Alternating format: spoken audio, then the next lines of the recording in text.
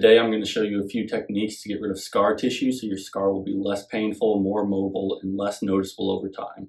Scar tissue is a fibrous tissue formed through the body's natural healing process that replaces normal skin and other tissues after an injury, often resulting in a denser, less flexible structure.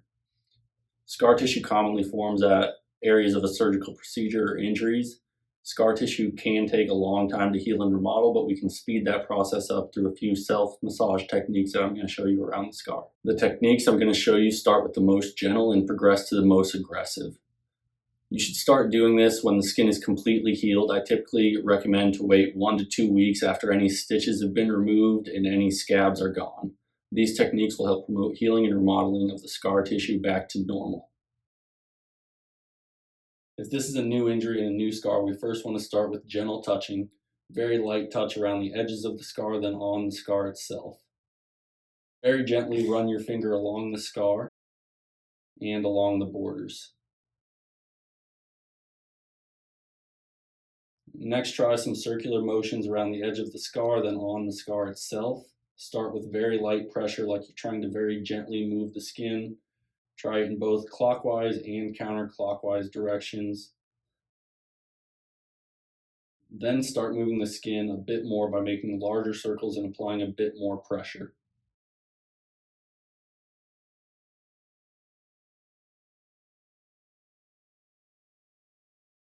After doing some circular motions, try cross friction. For this, you'll apply pressure perpendicular across the scar. Again, start with very light pressure and small amounts of skin movement, and then progress using a bit more pressure and moving the skin a bit further.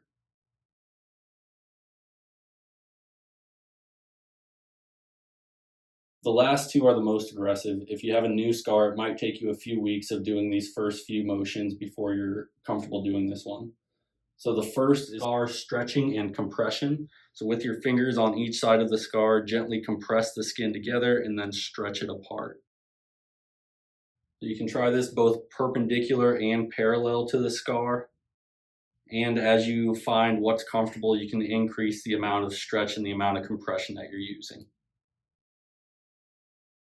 The last one you will do is a gentle skin rolling. For this, you will pinch the scar gently, lifting the skin, and roll it between your fingers.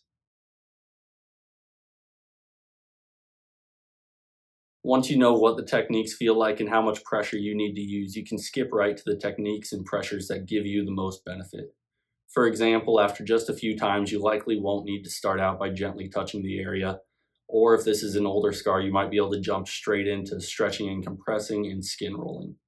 For scar tissue remodeling, you should be doing these techniques multiple times every day. The time it takes for the scar tissue to remodel varies greatly. A small scar with defined edges may only take a few weeks. As the scar gets larger, has irregular borders, or gets older, it will take longer to remodel back to regular tissue. This may take months, sometimes even years. In some cases, it may never completely resolve. Give those a try and let me know how it works for you.